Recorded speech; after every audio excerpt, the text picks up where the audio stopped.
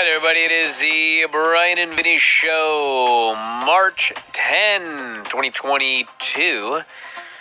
Figure4online.com/WrestlingObserver.com. The Bryan and Vinny Show, AEW and NXT here tonight. But first, everybody.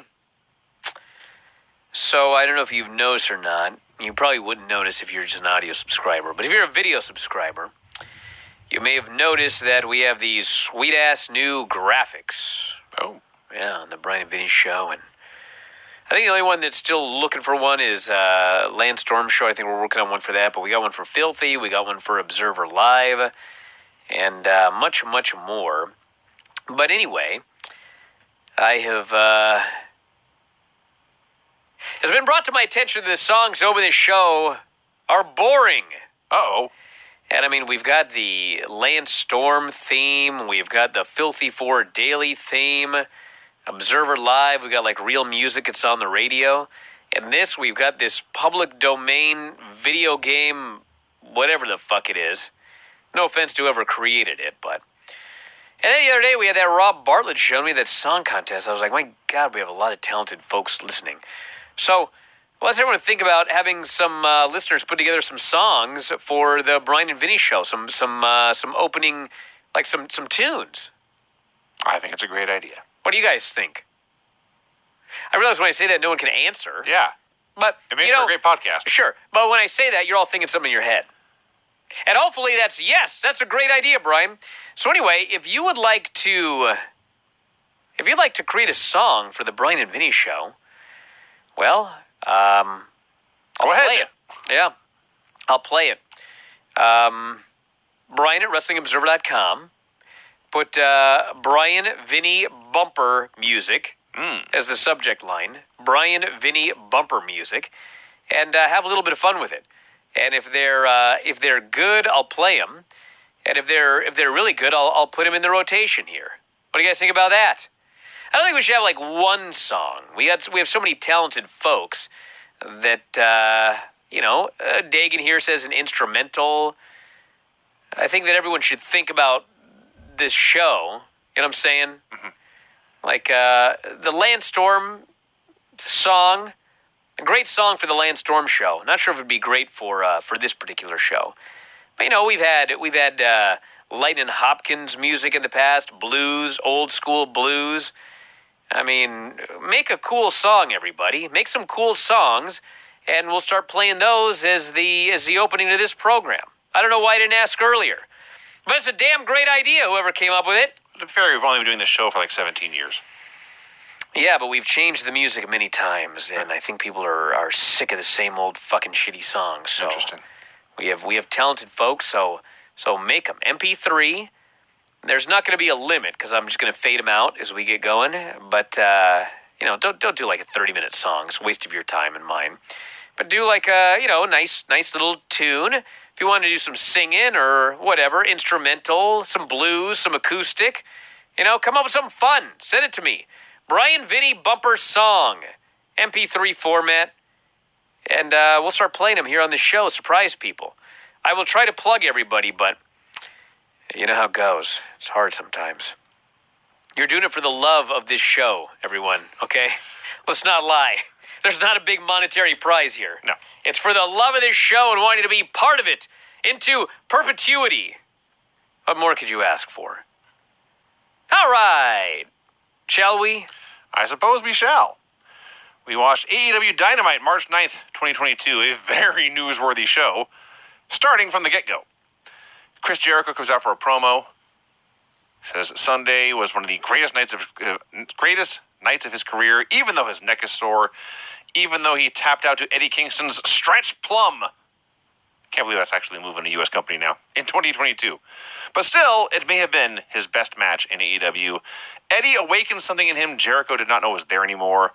But at the end of the match, he did not live up to his word, and his word is everything. He wants to make good. So he calls out Eddie Kingston. Eddie comes out. There's a very small portion of the crowd, a small but vocal portion of the crowd chanting "what" at him, and he shuts them down like nobody has ever shut them down before. He just turned right out and said, "Steve Austin's not here. There's no point in what you're doing. You're just dumb." Says, before the match, Jericho had gotten into his head.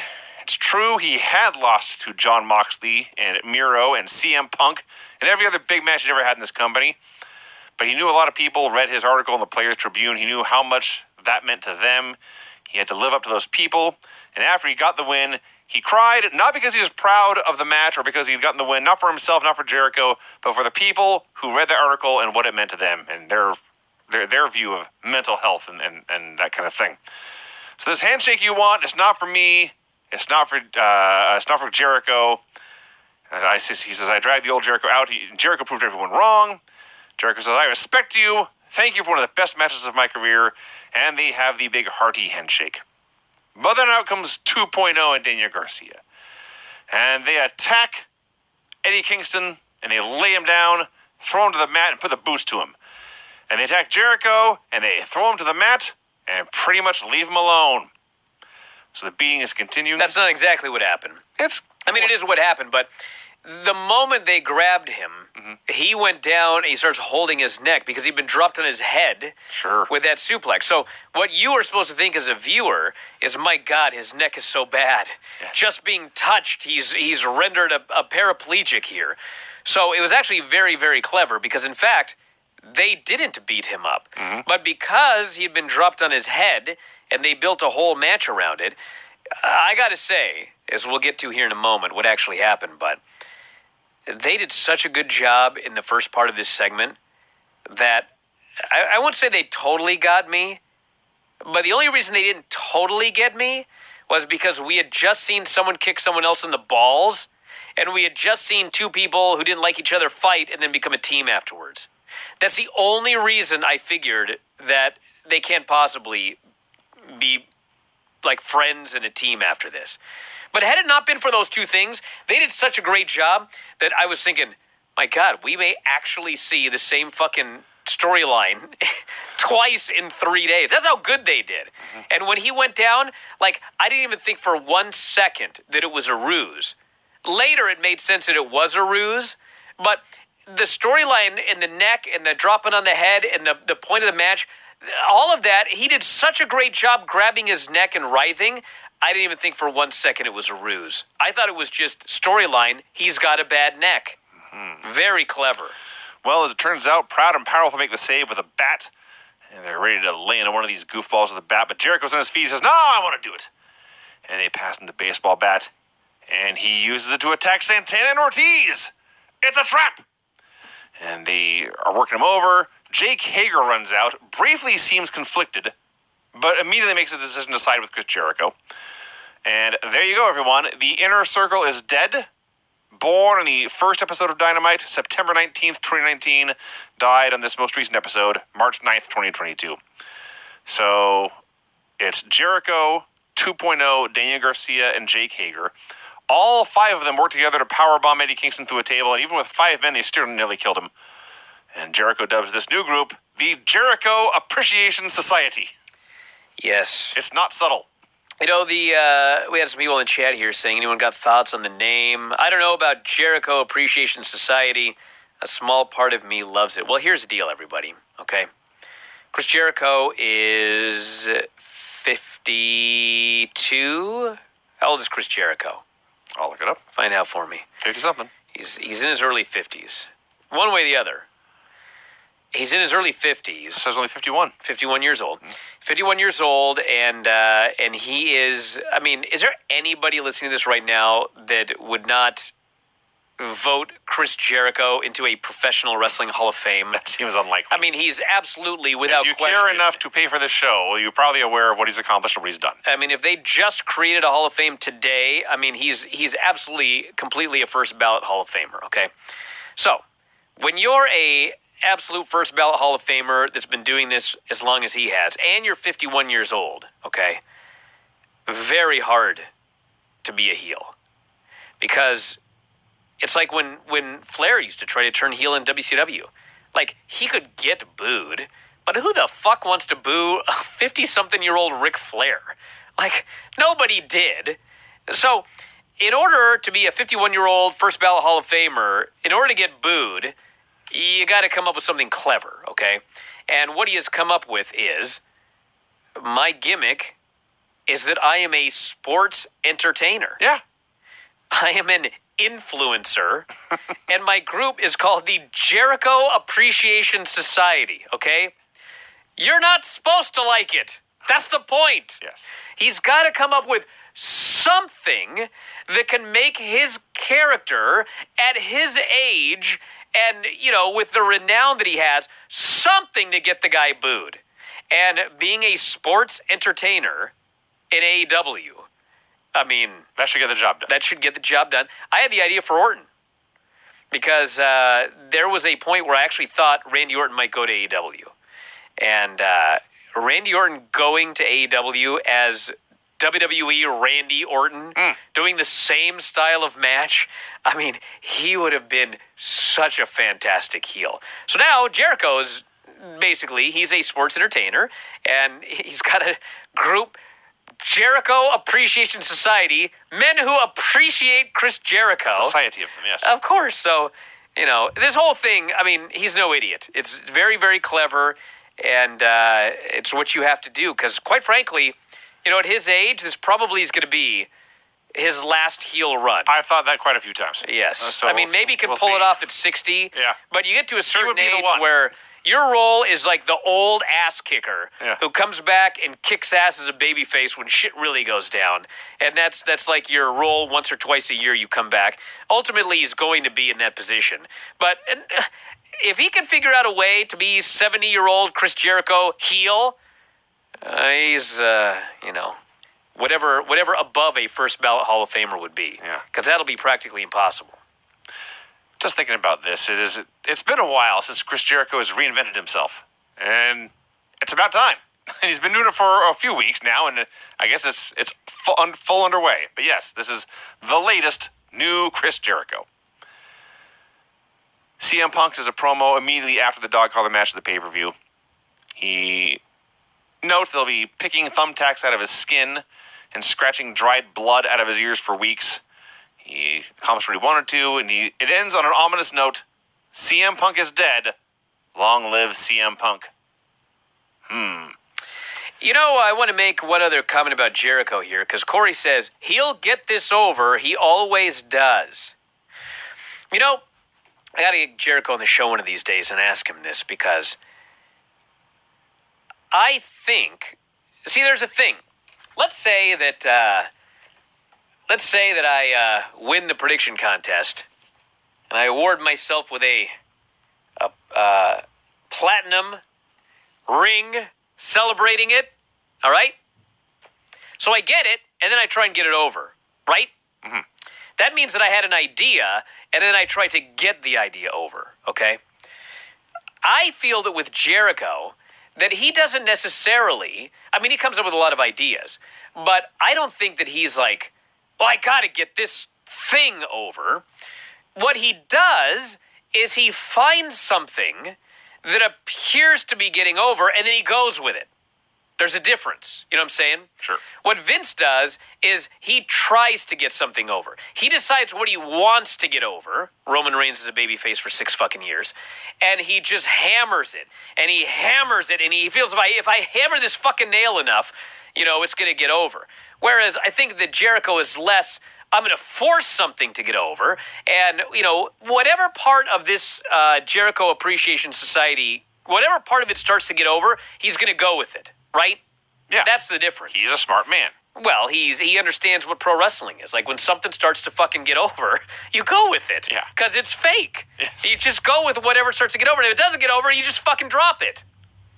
Not like Vince, who's he's gonna fucking hammer it.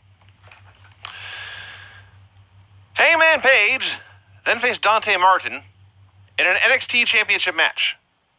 So when you think of Vinny, you have your notes confused here. You're reviewing AEW, not NXT. No, this was an NXT Championship match. Came out of nowhere, had no build, went 7 minutes. There was a 3-minute commercial break in the middle, and it was over. It was pointless and dumb. Well, I don't know if I'd say it was pointless. It was pointless. Dumb was too strong because the 4 minutes we saw was fun, but it was pointless. And I understand this has already been a hot topic of debate in the F4W universe. But I'm on side, didn't like it. Is it the end of the world? No. Is it killing the company? Well, the No. debate was, I did a whole fucking Observer Live and ran down the show, and at noon Pacific, 3 Eastern, I was completely unaware, because it hadn't been announced yet, that the world title would be defended and the tag team titles would be defended. They announced this late in the day. Yeah. That was the debate. Should they have announced it earlier? Should they have announced it whatever? I mean, that's the debate. Well, I would argue even that's too late anyway. World title matches should be a big deal. You're right, they should be They a should be big deal. protected and special. When I mentioned the Revolution Review, how I woke up excited for that show, that's because it was a big day. And part of that was I was going to get to see a World Heavyweight Championship match, a rare special occasion. And then 3 days later, I just got another one, and it was just a forgettable, pointless match. So I looked this up. There have been, what's AEW been around now? 3 years almost? This is the 4th time there has been 2 World Championship matches in the same month, let alone the same week. The closest together, John Moxley apparently defended against Eddie Kingston and then the Butcher in a 3-day span. I'm guessing one of those was a tape show. They were both on Dynamite. But September 23rd and September 25th. And the sun rose again the next day. It's not the end of the world, but they haven't done it since, and I hope they don't do it again. World title matches should be special. This was not special. Well, listen, all I know is I'm not going to go into the whole debate I had with Dave, okay? But at the end of the day, yes, they were number 1 on cable, but they did like 940 or 960,000 viewers. They didn't even do 1 million viewers. They had a world title match and a tag team title match on Dynamite, free, and they did not break 1 million. So, I mean, what that tells me is, like, what does that tell you? They could have done better. What it tells me is, like, if you're going to have a world title and a tag team title match, probably should have announced it earlier, probably should have made a bigger deal out of it. And, I had people argue, well, it was with Dante Martin. Do you even want to advertise that? Well, brother, if you don't want to advertise it, don't do it. Yeah, if you don't want to advertise it, what's the fucking match happening for then? If you are afraid to advertise your world championship match, that's the wrong match to fucking put together. That is an amazing argument someone made. That is Yes. that is some logic. Wow. So Hangman wins, it's the Buckshot wins. And immediately, Shivani's in there to interview him, and he is already over this whole Dante Martin silliness. It's a waste of Tony's time. He didn't mention Dante's name, didn't mention the match, had nothing to say about it.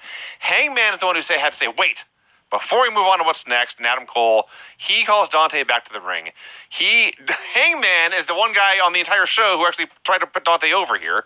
Says, you were forced into singles action when your brother got hurt. You're one of the hardest hitting men I've ever fought in my life.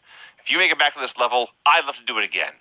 And they shake hands. Then Adam Cole comes out, the real star.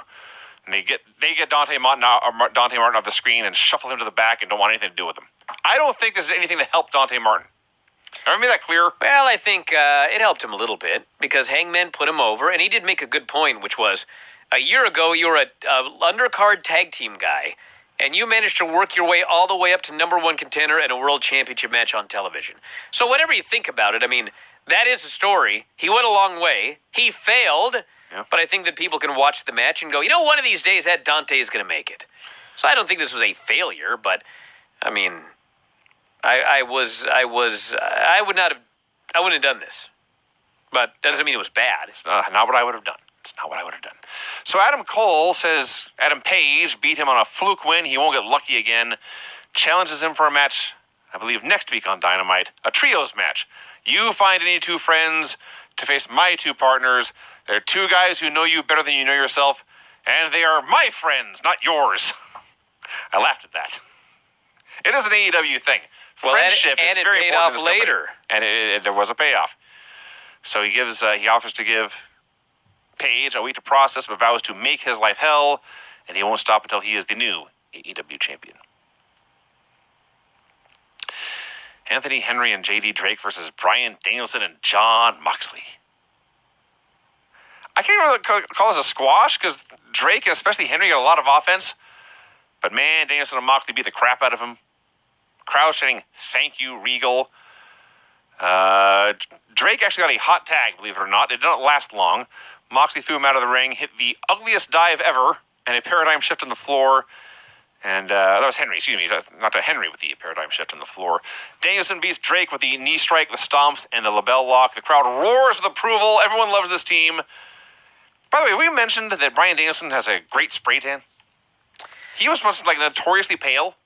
He was much darker than Jon Moxley here. Well, I learned some stuff about spray tans of late. Tell me. Okay. So apparently there's, I never knew this before, but it's actually fascinating to me.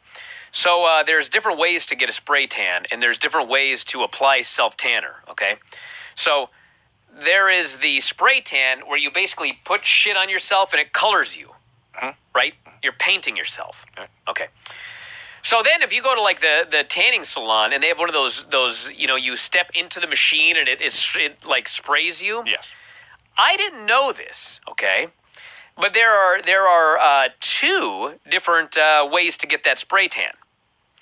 There is, I don't know what I can't remember what they're called, but essentially, one of them, what they do is the stuff that's sprayed on you is not like paint.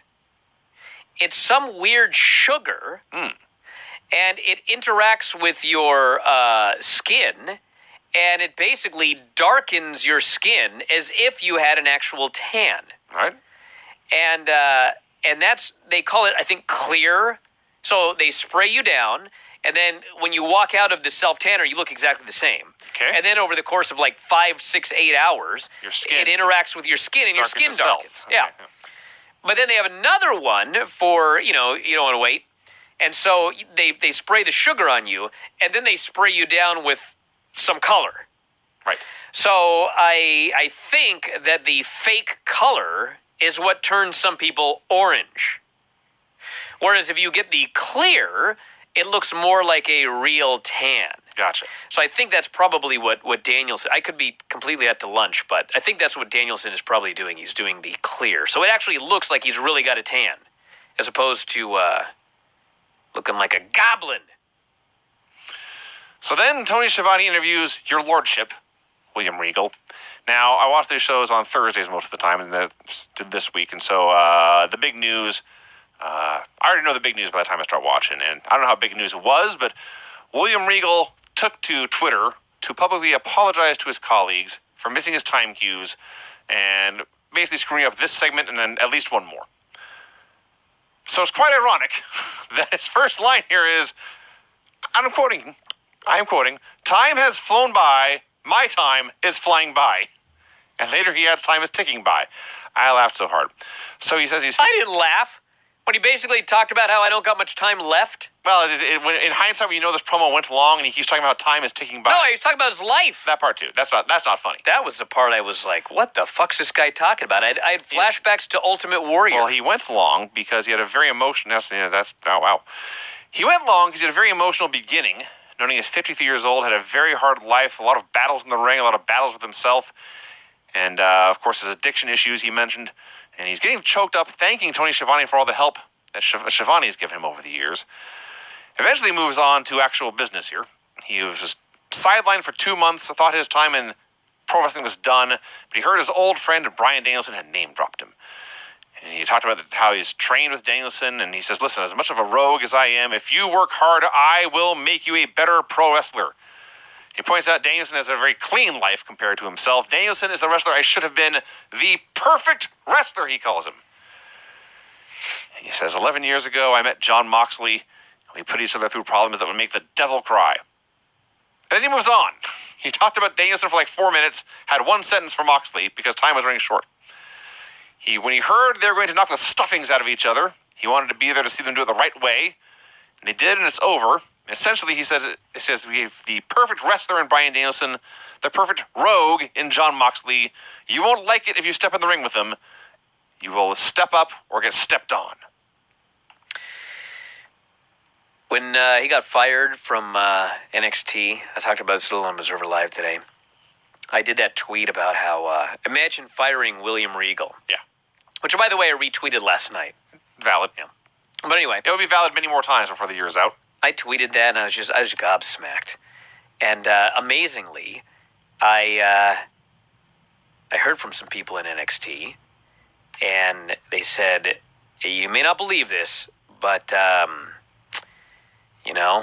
it's, I forget the term they used, but it was basically like, it's not going to be a loss. Uh-huh. Because, Regal was not in a good state of mind there at the end in NXT. and he was just totally, they said he was totally different than he'd ever been. He was just angry, and people didn't want to talk to him for any length of time because it was just, so they were like, yeah, I love the guy, but, I mean, So then he shows up in AEW, and I've been hearing from people for several days. Absolute, complete 180. They're like, I've never seen this guy so happy. Oh, good. Like, he's just a pig in shit, I believe was the term that was used.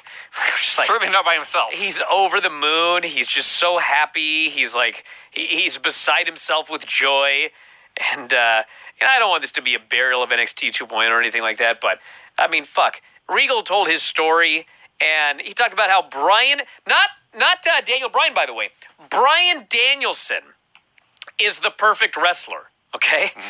The guy who goes into the ring and beats the holy living fuck out of people. Oh, yeah. He hits them as hard as he possibly can, and he just beats them fucking senseless. Doesn't hurt him, but, But he beats them. If you're going to get kicked, like, you better be ready to get kicked. You better be training in a kickboxing fucking gym because you're going to get fucking kicked. Mm-hmm. But anyway, he's gone from, we don't want any more wrestlers at tryouts. We only want athletes, volleyball players, this guy was good at lacrosse. Although I don't want to bury lacrosse because that's what Hook was good at. But anyway, the point of this is he went from there to a wrestling company. Yes. And he could not be any fucking happier to be involved in an actual professional wrestling company again. So he's joyful. That's what he is right now.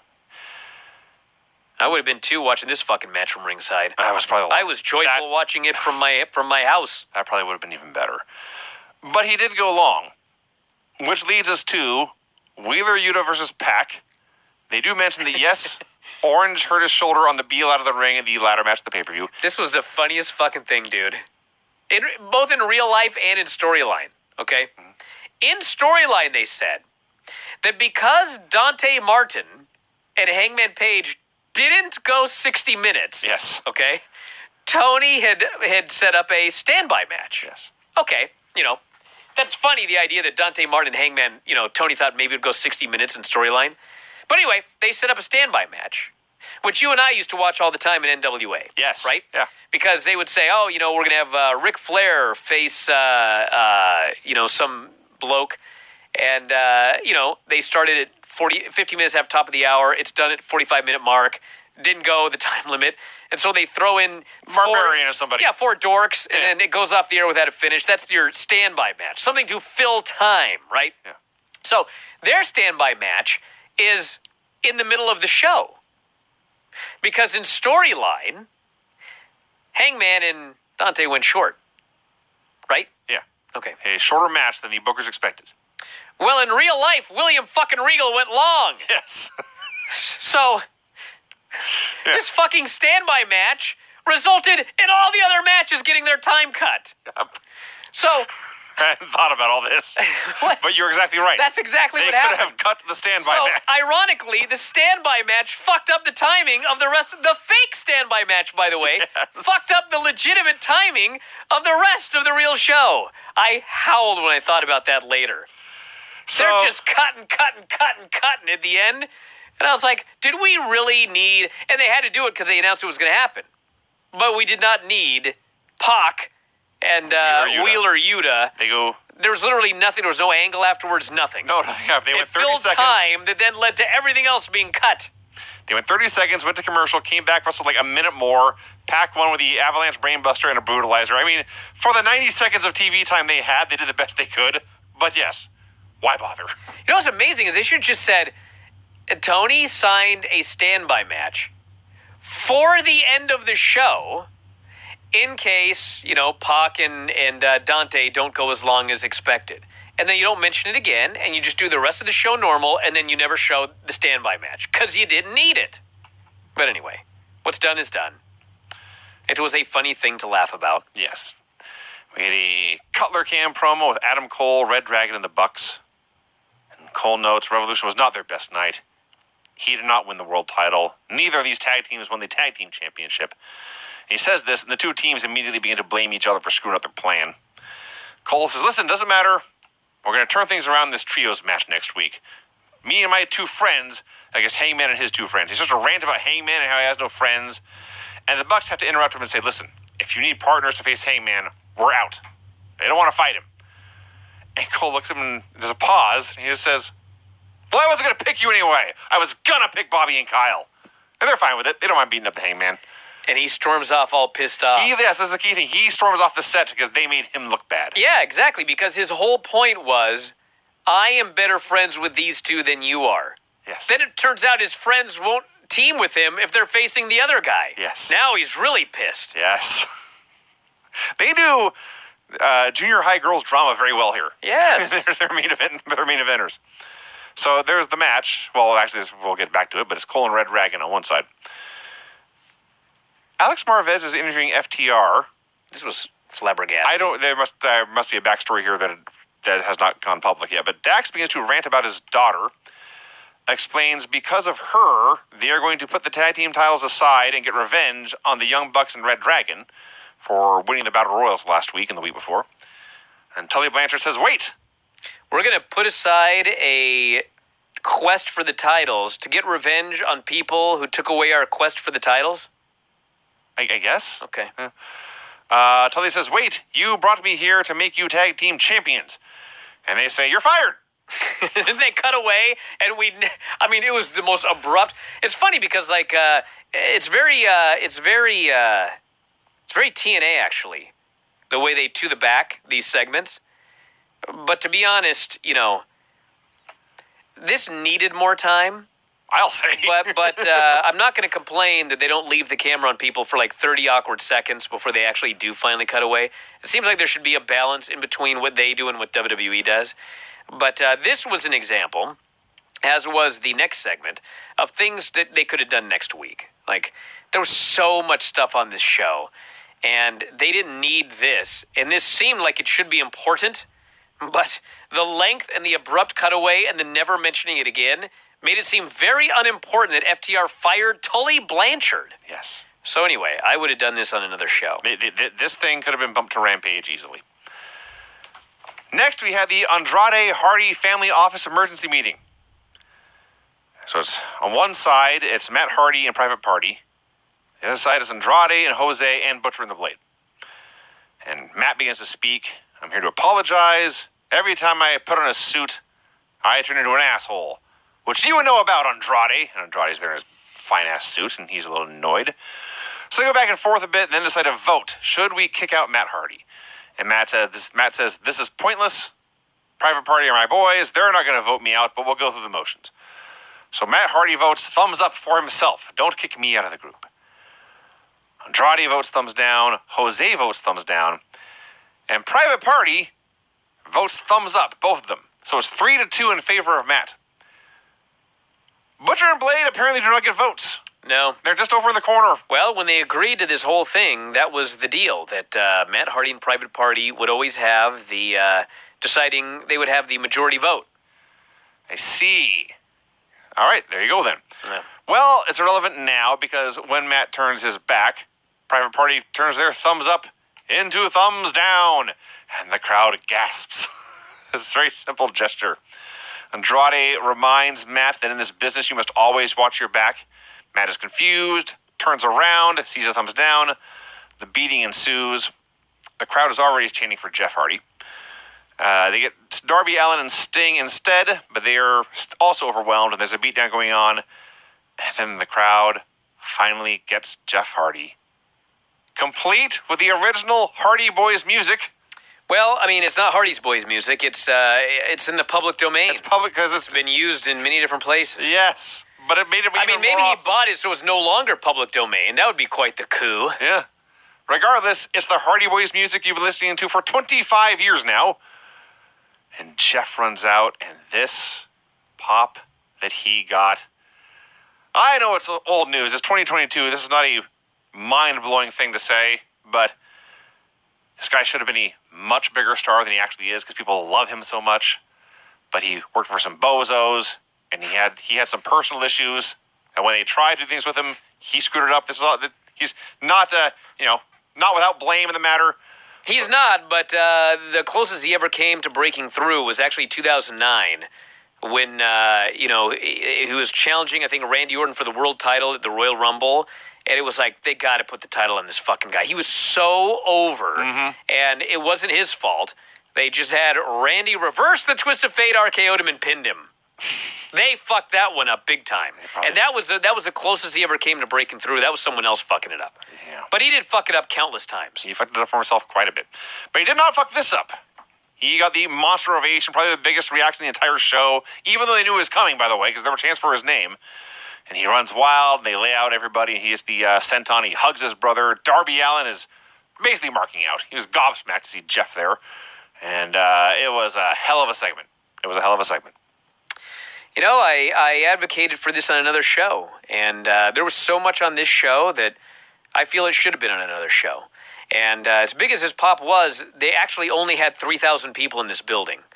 So I just remember back to Matt Hardy's debut, where they built it up and they built it up and they built it up, and right when he was about to debut, COVID hit and he debuted in an empty building. Yeah. So I thought, man, if they had 10,000 people in the building, holy shit, they would have blown the fucking... And they blew the roof off this place even with 3,000, but I would have done next week or whatever, but it doesn't matter. Tony Schiavone interviews Swerve, who's going to debut on Rampage.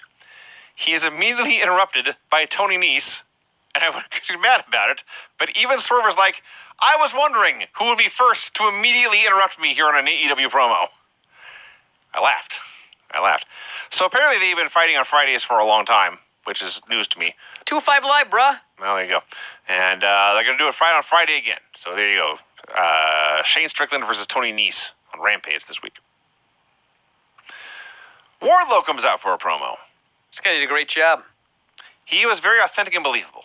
He had a few mumbles, one bit where he kind of lost his place and had to say thank you, Tony, again for no particular reason and get back on track. But on the whole, very good. Got his point across. The crowd loved him for it. So he says he is still, for the time being, under contract to MJF. But that did not stop him from realizing that he had spent enough time helping somebody else chase their dreams. It was time to build his own. He knew Max was not a good person when he took the job. Forgive me, he says, for associating with such trash. But he grew up poor. He was watching his mother work hard to support himself and his sisters. And being a pro wrestler would let him provide not only for his mother, not only for himself and his future family, not only for himself and his future family, but also his mom. He wants to buy his mom a nice big house, give her a better life. And the crowd loved that, and they applauded. Says Max was a way of getting a foot in the door, and Max paid him well. He is grateful for their time together, but it's over. When you slapped me, you decided your own fate. I am still under contract, but I don't give a damn. I am no longer watching Max's back. I am no longer his bodyguard. I am no longer the Pinnacle. I am finally free. Max, if you're smart, you'll release me. I'll wash my hands of you. We'll just go our separate ways.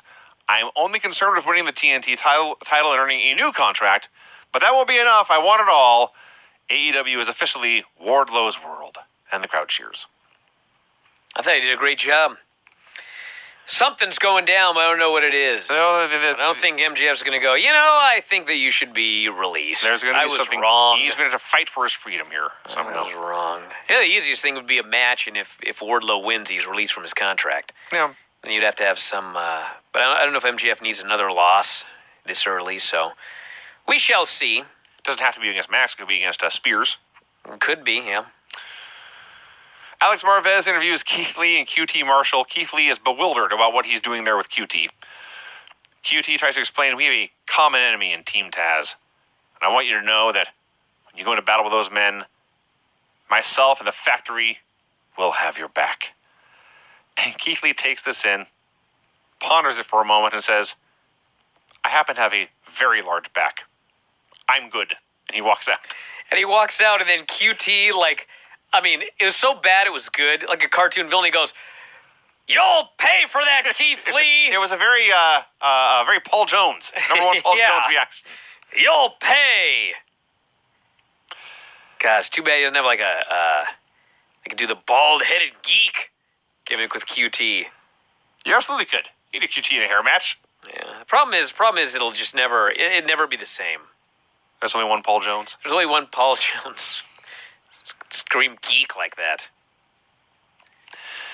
Jurassic Express versus the Acclaimed in another unannounced title match. A Geek, if I recall correctly. Oh, as Jones called it? He somehow made it 2 syllables, yeah. Geek. I think it was Geek. Or Geek or something. But Dagan says maybe he can have Spears versus Wardlow. Spears can't use the powerbomb. And it should be a chairs match, since that's the chairman's gimmick. Sure. Do that. So the Acclaimed's rap claims that Jungle Boy has never seen boobs and can't grow pubes. And which is ironic, because if you follow his raps, he did a rap a few months ago about Jungle Boy and Anna Jay. Uh-huh. So he's forgotten his own material. I would have laughed if she had just come out and said, "You're wrong," and gone to the back. That's not what happened. He just took it and the match went on. So 2 minutes they go to commercial. The Ass Boys are in the crowd stealing all the heat. You have a few minutes of wrestling. Again, everything was short. The Acclaimed break up the Lucha-style Doomsday Device the first time, but Christian breaks up a chain shot, and Jurassic Express hits their finish there, and they win. A lot of people didn't like Max Caster's rap, I've noticed the last couple of days, and I thought it was all right. Actually, thought it was pretty good. Of course, I am coming off the last one where they heavily edited it, and it just didn't work out at all. Yeah. This one was much better than that, but they did a move in this match where they fucking dropped poor Jungle Boy right on his head. I thought he was dead, yeah. And Christian on the outside grabs his head and screams, and apparently Jungle Boy was fine, but holy fuck, don't kill that guy. Don't kill anybody. Yes, actually, that's a good point. That should be the You're not spared death because you're pretty. Yeah. But, I mean, can we not kill anybody? And, don't kill Jungle Boy. There should be a sign at the gorilla position right when you go through the curtain. Don't kill anybody. Yeah. Smart Mark Sterling and Jade Cargill list off all their victims, all the women she has beaten.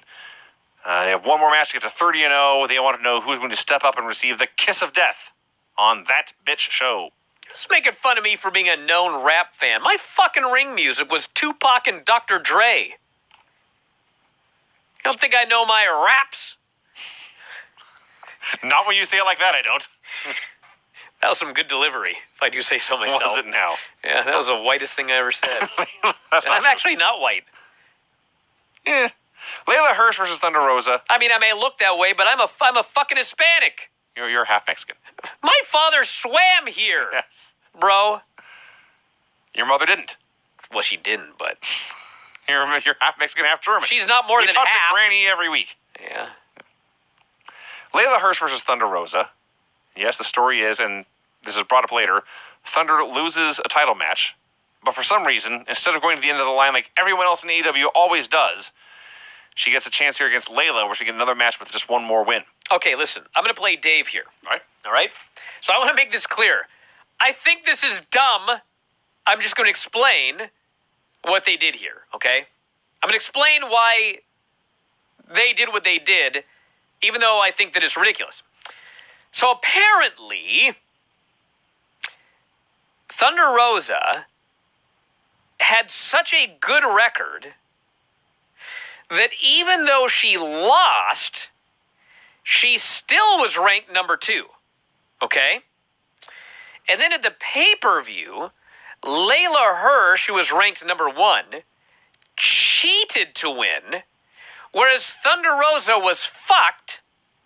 So the decision was we're going to have number 1 and 2 face off in a match to determine who gets the first title shot against Britt Baker. Okay. That's apparently how this works. Now, of course, when you really think about it, it's like, Bryan Danielson lost a match to Hangman Page, but has been stomping the living fucking shit out of everybody on seemingly every goddamn fucking show I've watched. How is he not even ranked? That I cannot explain. But anyway, that is allegedly the explanation for why this match occurred. Well, regardless, we'll get to the promo here in a minute, but again, 2 minutes commercial, and they come back. And Layla tries to use the turnbuckle as in the actual metal thing that she and apparently only she has under the ring. But Red Velvet stops her. The match goes on for a bit, and Thunder wins with a Fire Thunder driver. And then Shivani announces that not only will Thunder Rosa get a title rematch next week in her hometown of San Antonio, but it will be inside a steel cage. Hey, bro, I'm fine with that. Which that makes because sense, That actually. makes sense coming off the pay-per-view. When they cheated like crazy to to defend the title. So Britt does her promo and points out what I just pointed out. She just won. Why does Thunder Rosa not go to the back of the line? But whatever. She's not afraid of Thunder Rosa. She's not afraid of the cage. She is afraid of what happens if Carney riffraff like you takes over AEW. She does ask where Mercedes is, why she didn't make it to the party, but Jamie Hayter will finish Mercedes Martinez off at Rampage. And then again says, you got the pin in our lights out match, but who really won? It is interesting because Mercedes wasn't here. I don't know where Mercedes was. And when they mentioned, interesting she's not here, I thought, I wonder if there's like an angle or, maybe she's not there. But there was no angle. And she was there because she wrestled Jamie Hayter on the Rampage taping. So I don't know what the hell happened there. Yeah. I was confused. So I just want to say on the record, I listened to your explanation and I understand. But myself, one man's opinion here as a wrestling fan, I don't like it when people lose title matches and then get a rematch right away. Bro, I'm on your side. Yes, it lowers the. I was very confused. There should be consequences for losing title matches, and there's barely any here for Thunder Rosa. Sammy Guevara versus Scorpio Sky for the TNT title. So, about a minute in, Sammy pulls out a table, goes to the top rope, and puts himself through it with a 630 cent on. And Scorpio Sky was on the table, but Sammy put himself through it, and it's just a massive explosion, shards of the table going everywhere. And Ty Conti comes out to check on him. So, I'm going to do a spoiler here and get to the end. Scorpio Sky wins the TNT title here. It's the biggest singles win of his career, unless you count that ladder match he won when he got the big life preserver. I would say this is bigger than the life preserver. I would too. But, now, if they'd been on a boat... Oh, that'd be huge then. If you're on a boat and there's one life preserver, yeah, that'd be a hell of a... That wasn't on a boat. That'd be a great match. They were on land. They were, I forget where they were. But anyway, so it's Scorpio's big win, but the whole thing was about Sammy putting himself through a table and Lambert and Ethan interfering and Ty Conti being at ringside and Paige Van Zandt getting involved with her. So Scorpio in his big win here was like the fifth wheel. He was just along for the ride. He was a guy in the ring as stuff happened around him. Well, that's true, but I mean, they can finish it up next week. Part of the reason they did the whole thing with Ty Conti and Paige Van Zandt is Paige Van Zandt was going to feud with Brandy. Yeah. Brandy's gone. Right. Ty Conti is the new Brandy. Okay. So that's why they did that there. And, I will say this about the Scorpio Sky finish. And it was almost like, it was kind of like a WWE thing in some ways. The way very much. No, I'm talking about how the fans reacted. Oh. Because the fans love Sammy, and they don't love Scorpio Sky, okay? But man, when they realize we are going to see a fucking championship title change, they went fucking nuts. He hit his finish on Sammy, and this fucking place went crazy, and he got the pin, and they popped because they'd seen something. It didn't matter that it was the heel beating the guy they liked, but they had seen something, and they popped big for it. So they saw something, and it was something they did not expect to see.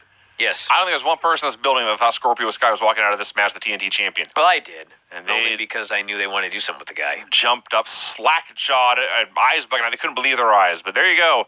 Scorpio Sky, with the help of 1,000 people, is the TNT champion. And immediately that title win is put to the side so that Paige Van Zandt can sign her AEW contract on Ty Conti's ass. Well, I don't know if it's put to the side, given that he has to defend it against Wardlow next week. It may be That's the match. We'll see how it goes. Yeah. But there you go. I expect him to retain against Wardlow.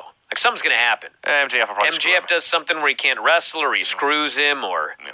I suppose he could win the title and then MJF demands the belt, but... they'd already shot the angle where MJF said he wouldn't, although he's a liar. He is a dirty liar. Fucker. Well, it was a very newsworthy episode of Dynamite. We've gone almost an hour on that alone. It's now time to move to NXT. All right, full disclosure. As you know, Brian, I can only tolerate NXT with the assistance of alcohol. And I overshot my target a bit this week. Vinny, so take care of yourself, geek. The second half of this review especially may not be up to my usual standards. So I will apologize for my unprofessionalism. Do we need a fucking intervention here? I will try to do better next week. NXT, we watched NXT 2.0. It wasn't that bad. It's always this bad. No. The last hour was actually good. Well, I don't remember that part. I was drunk. You idiot! And I gave last week's show a thumbs up, by the way. NXT 2.0, we watched it. It was March 8th, 2022.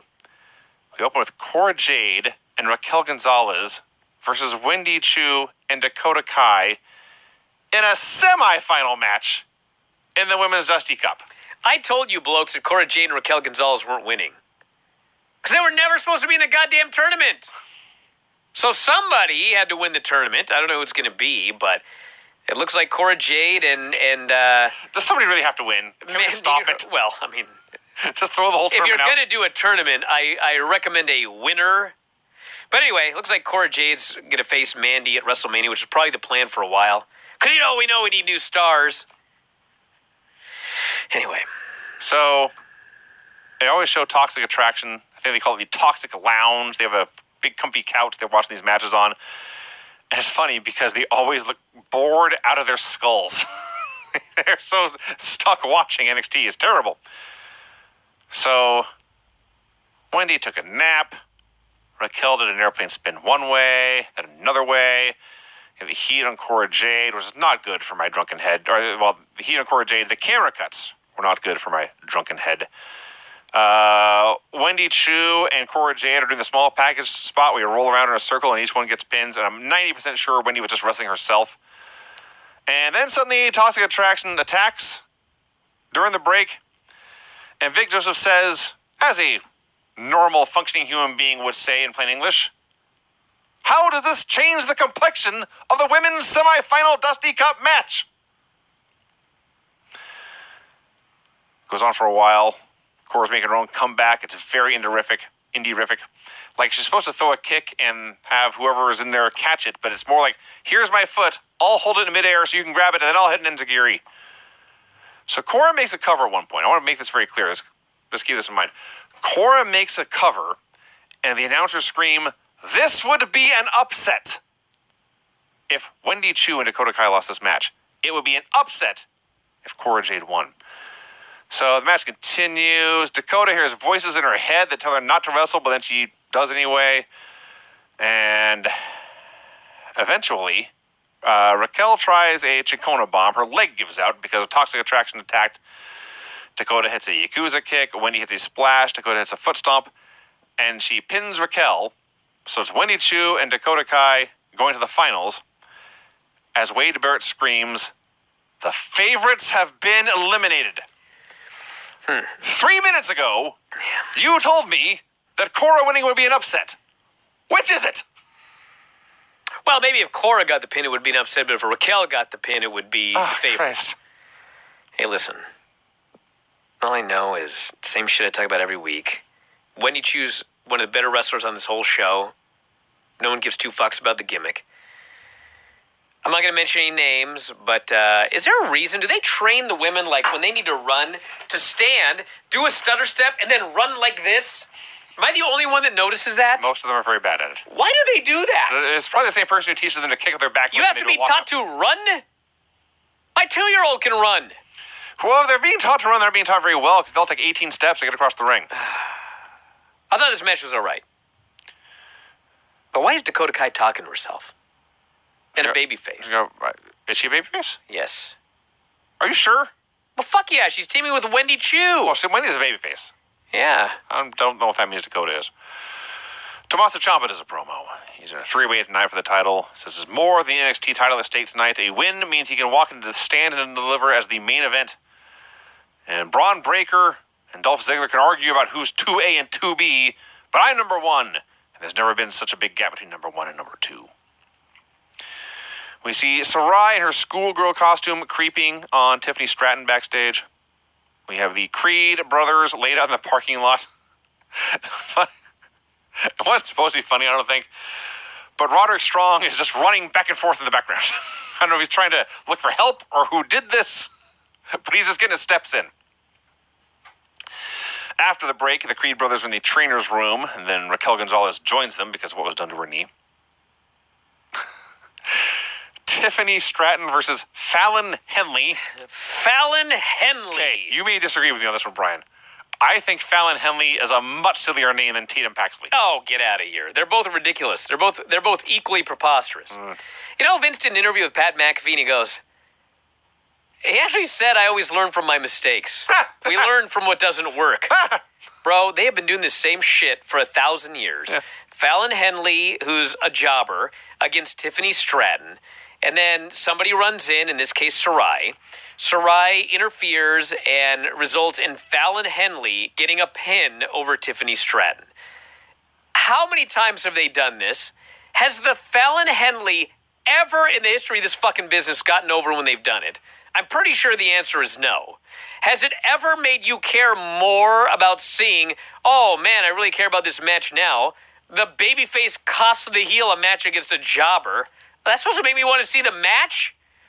It would make sense a little bit if it were the other way around, where like Tiffany Stratton costs the babyface a match, so you want to see him get revenge.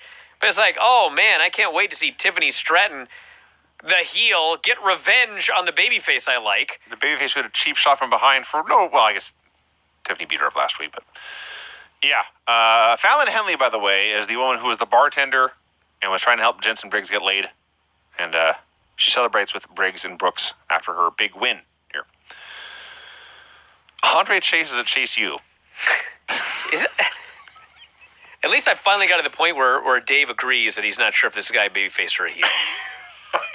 Like, he's a babyface to the nerds in the crowd that, like... There's a dozen people. Yeah. He's a hero for some goddamn reason. It's like a small, local thing on national television. Yeah.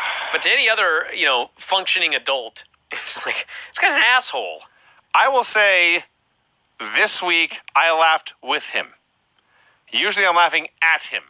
This week I did laugh with him because he's in his classroom, I guess, and his lesson or demonstration or whatever, or TED Talk, whatever the hell he's doing, is about how his entrance last week sucked. His own entrance was terrible. And the goofballs who had the big Andre Chase sign were out of position and couldn't do it right. He starts putting over Bodie Hayward, and Bodie's black eye. Remember, what's her name?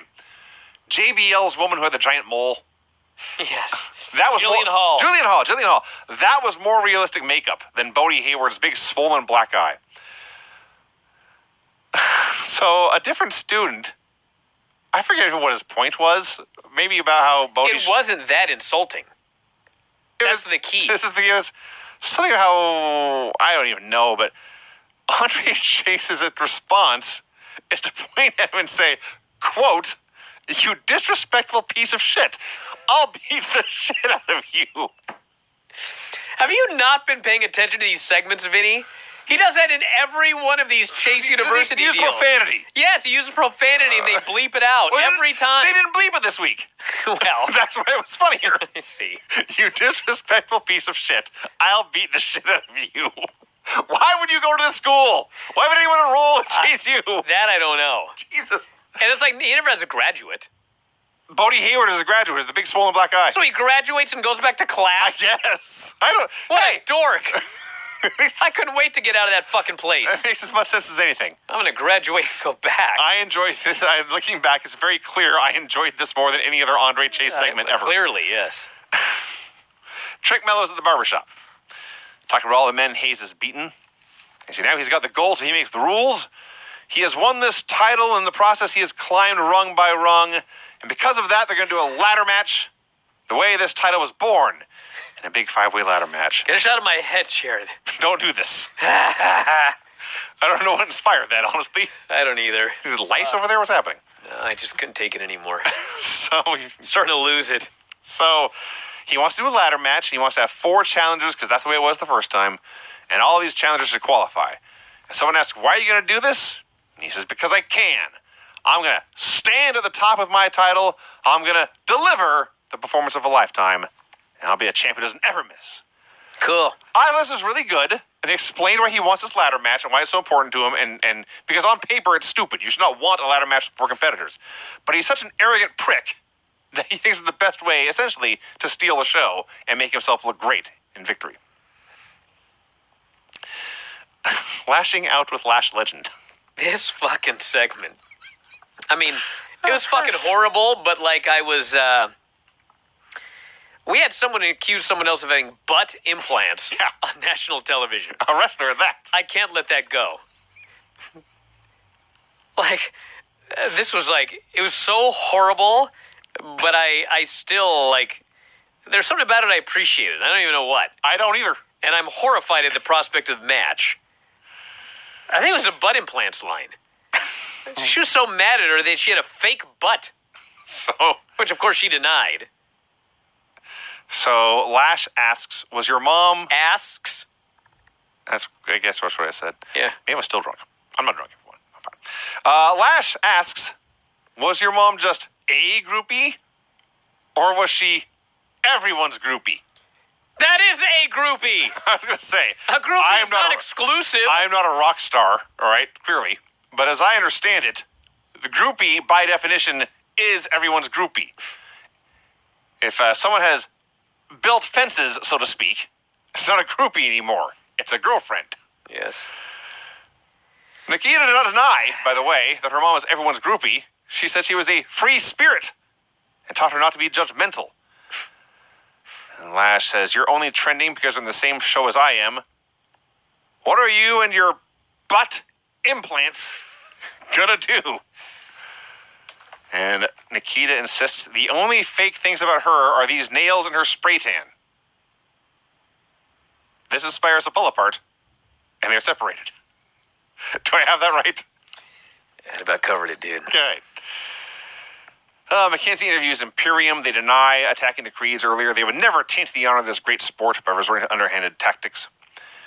MSK interrupts, says it won't work this time. We're going to take the Creed spot. We're going to win those titles, and we'll give the Creeds an opportunity. You know, I've said this before, but a segment that is edited, as this one was with Nikita Lyons and Lash Legend, you know, you can save a lot in editing.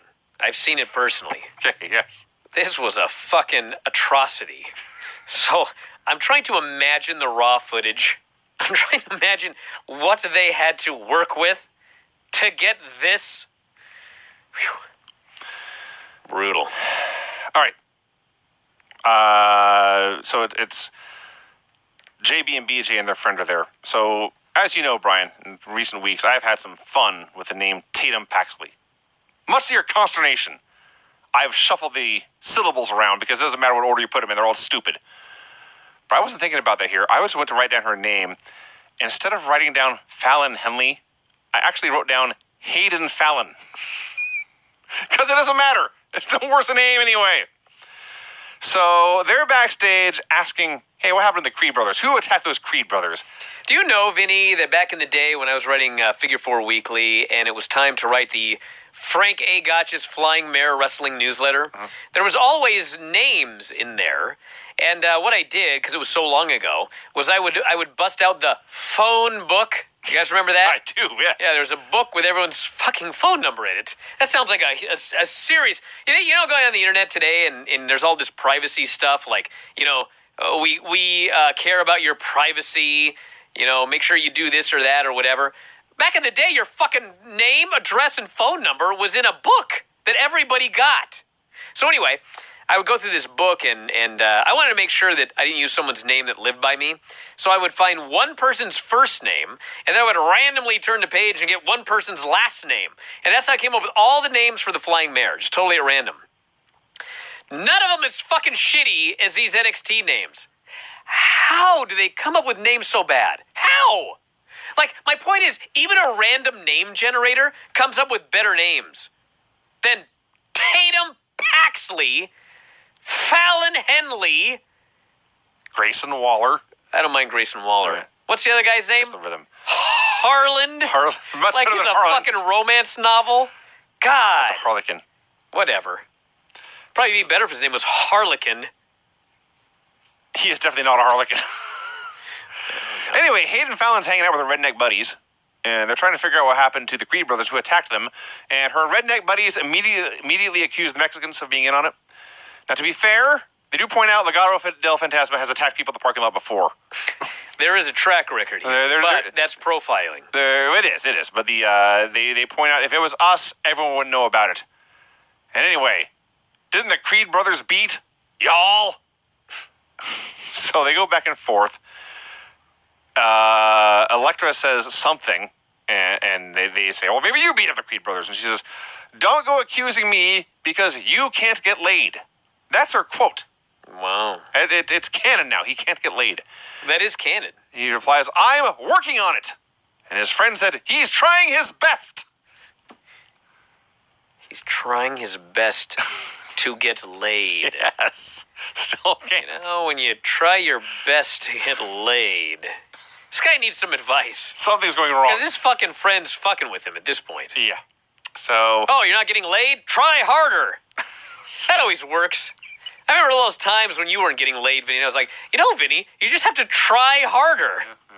You know, just grab him. I never did. Never did. So Fallon Henley then asks her redneck friends, did you guys beat up the Creed brothers? Now she thinks they may have done it, and they're her friends. I never gave Vinny that advice. My point was, it's fucking ridiculous. LA Knight versus Grayson Waller in a last man standing match. This is all right. It was fine. They each hit their finish, but could not win. They go to the break. They come back. They're fighting the Crow's Nest, where Waller falls to his death, but Sangha is there to carry him back to the ring. So LA Knight attacks Sangha. They go back and forth. Eventually, Sangha ends up handcuffed to the post, so he's out of the match. There's a big a table is out there, and Waller goes through it. And a lot of stuff happened here. LA attacks Waller with a chair. I wrote, LA puts Waller in a chair and smashes him. This may have been where the booze really kicked in. He beats up poor defenseless Sangha for a while. Sangha's out of the match now. He's still getting hit with a chair, but he passes the gimmick to Waller. There's a convenient announce desk at ringside, even though the announcers never actually sit there. And Waller ends up doing his wacky clap between his legs, elbow through the desk. And the finish is actually awesome, because he does this big, giant flying elbow off the top rope of the announce desk. Both guys are down. The referee's counting to 10. And LA can't get up. And Grayson can't really get up either, but he can get over to Sangha. And he can grab Sanga's shoulders. And Sanga's a big, powerful man. And so Sangha I guess he was still handcuffed. But with Waller on his back, Sangha stands up. This makes Waller stand up, and he wins the last man standing match. That was actually a brilliant finish. That's good. Braun Breaker says he loves this business. He looks at the NXT title, thinks about all the guys who had it before him, how hard they worked. It drives him to keep it. He vows to run through this roadblock tonight. And there is an awkward pause. Tony D goes to his cousin Mikey's restaurant. He's going off about the history of this restaurant like I should care. Everyone will see Tony D, he says, the new dawn of NXT. Casey Catanzaro and Kaden Carter versus Kaylee Ray and Io Shirai. This was fine. Idris Enofe and Malik Blade have beaten up Mandy Rose's bodyguards and taken their place. Yeah. This is their plan to get laid, actually. That's true. Hey, they are trying harder. They are trying harder.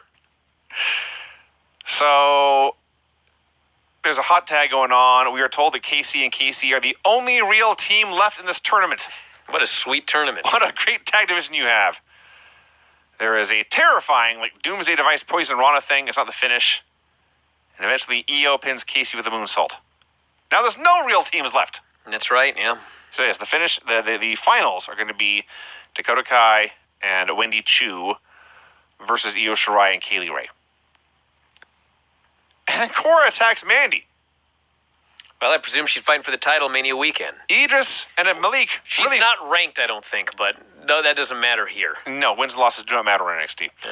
But what does matter is apparently getting laid. And Idris and Malik just fucked themselves here because they're standing there as Mandy's bodyguards, her self-appointed bodyguards, and they let this crazy skateboard chick run by him and beat her up. Terrible bodyguards. Indy's backstage watching last week's match. I guess Persia got pinned, but whatever. So Persia, Parada, and Duke Hudson arrive. They had a romantic weekend full of fancy dinners and hot air balloon rides. And Persia and Indy start to bicker over who's the better member of the team. And I guess they agree to a match later, I guess. Persia and Duke then begin to make out. And Wade Barrett screams, I don't know who I'm more jealous of. And Vic says, what?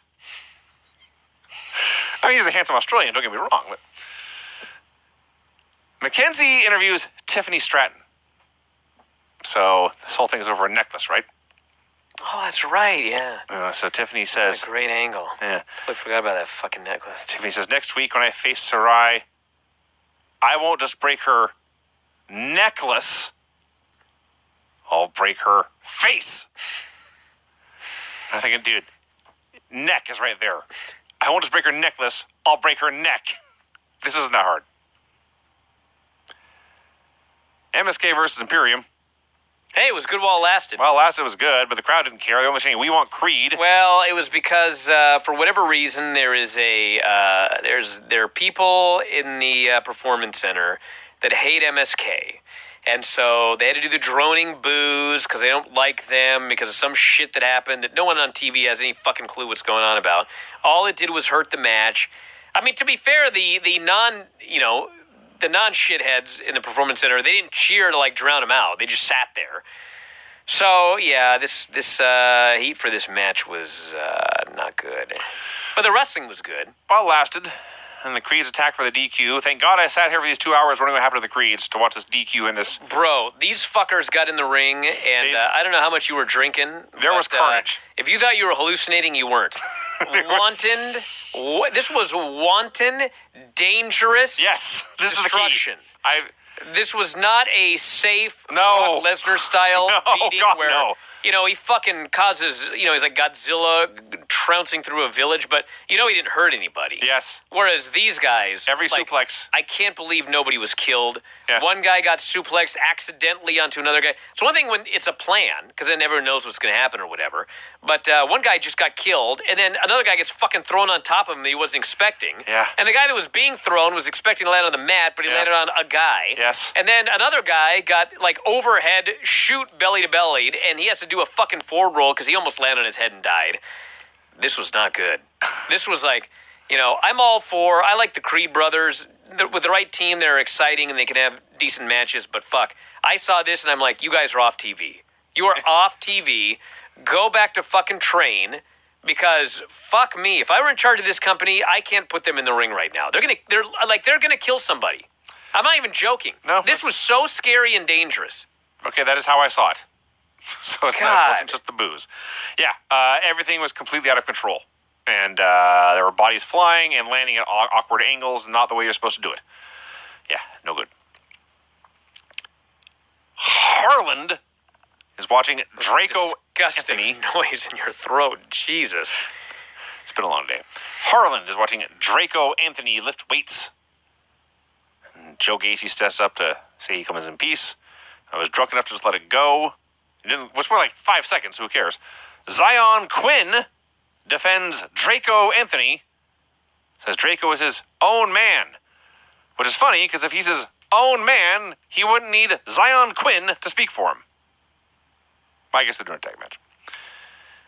A-Kid is coming to NXT 2.0. Spanish star, first ever Heritage Cup champion in NXT UK. He's on his way. We go to jacket time. Oh my god. Fuck me. I mean, Kushida's just being Bro, Kushida. what fucking year is it? 2022. Jesus Christ. It's fucking Kai and Tai all over again. But worse. I think Kai and Tai had more dignity. Yes. I legitimately do, actually. I mean, Kushida's being Kushida, but Ikemenjiro is marking out in just the most intentionally bad English. Hey, kid, is very good. Kushida's like, yeah, but I'm better. Hey, kid, is coming. I'm so excited. Ikemenjiro says. That sucked. Next week on NXT 2.0, Cameron Grimes versus Santos Escobar in a ladder match qualifier, and Indy Hartwell versus Persia Parada. Dolph Ziggler versus Tommaso Ciampa versus Braun Breaker. It's a good match. The first three-way match Braun Breaker ever had in his life. Yeah, actually. He would never have known watching it. I don't think anyone even thought that because he was just having a three-way. It didn't occur to me. Yeah. He looked great. He always looked great. He speared everyone. He hits his big slam, and when he goes to make his cover, he's actually under the ropes. The ref should have stopped counting, but it was irrelevant because Bobby Roode was there to pull the ref out of the ring anyway. I guess not irrelevant. They wanted Roode to be interfering. So that breaks up Braun's pin, and then when Ciampa goes to hit Braun with a running knee, Rude is there to pull Braun out of the ring. So Ciampa smashes into the turnbuckle, and Dolph Ziggler hits a super kick and pins Ciampa to win Breaker's NXT title. They actually had great near falls at the end. I mean, the last couple of minutes of this match, these fans were absolutely just losing their shit at these near falls. And they were very, very good near falls. Rude did yank poor Breaker out of the ring, pulled his pants halfway down his ass, and then Braun Breaker fell on his head. Oh. Comes up grabbing his head. It was a horrible, horrible bump. And then, they had the finish where Ziggler hits the super kick out of nowhere and pins Tommaso Ciampa, pin him with the super kick. So he wins the title without pinning Braun Breaker. Now you can do Braun Breaker Ziggler at WrestleMania. I mean, Ziggler is NXT champion. I mean, if it were the old NXT, it'd be something to get mad about, but who gives a fuck? It's NXT 2.0. It doesn't matter. I mean, he's a geek on the main roster. He's been a geek on this show. Although these fans are so thankful that a Raw guy showed up that they overlook his geekiness and he's like a big fucking star. But, you know, if you've been watching WWE forever, it's laughable that we have got geek jobber. It's not even like they brought him in and like give him a, he's undefeated, he's killing blokes and whatever, using his amateur shit. I mean, there's a way to do this to make it awesome. But they brought him in as main roster Ziggler. He makes fun of himself for being a loser. He loses the tag match last Wednesday. He loses the tag match on Raw. And then, of course, he wins the NXT title. Mm-hmm. And, if you're one of those fans that, you've been blessed with the presence of Ziggler in the Performance Center, good for you. But for anybody else, it's like, what the fuck? Dolph Ziggler's in it? Whatever. Doesn't matter. I like the guy. I mean, they just don't do jack shit with him. They book this horribly. And he's just a dork. Well, there you go, everyone. Am I wrong? That was NXT 2.0. No, you're not wrong. God damn. You're not wrong at all. That was 2.0. Do you guys remember when, Kurt Angle was drug-addled and everyone in WWE thought that he was going to die? Sure. And they fired him, and he'd been doing comedy shit and everything like that. And then he walked into Impact Wrestling, and on day one, he was a badass fucking shooter and beating the shit out of people. And then TNA, which hadn't done jack shit for 4 straight years. They do a match with him and Samoa Joe in a fucking cage. 2 badasses in a fucking cage. 60,000 buys. Yeah. Tied for the biggest buy rate they ever did. You know the second biggest was? No. Kurt Angle and Samoa Joe, 2 badasses having a rematch. There you go. Then. 2 biggest pay-per-view buys they ever did. Because he went to a new place and they treated him like he was a fucking badass. Dolph Ziggler's a fucking shooter. You could have easily brought him in and he could have just gone on a tear and fucked people up right and left, make him into a big threat, build up Braun Breaker versus Ziggler over Mania weekend. But no, he walks in, says he's a jobber, proceeds to fucking be a jobber multiple weeks in a row, and now he's a champion. Whatever, who cares? That's NXT, everybody. That's the correct answer. Whatever, who cares? All right, I'm going to wrap it up. Sunday, we're going to be back. We'll do Rampage and a live Q&A. We haven't done that in a while. Been a few weeks. And then Tuesday, I guess it was Raw 14. Bartlettless. What a come down that's going to be. Bartlett-free Raw. Although, we will have Bobby Heenan, so I think even Rob Bartlett's going to tell you a huge improvement. So I suppose that's probably true. It'll be fun to watch that. But that's it, everybody. Don't forget your songs. Brian at WrestlingObserver.com. Brian Vinny Bumper Song. Or Brian Vinny Bumper Contest, or whatever. Make sure Brian Vinny Bumper's in there. And we'll play some here on the show. So thanks for listening, everybody. That's it. We'll talk to you again after a while. Adios.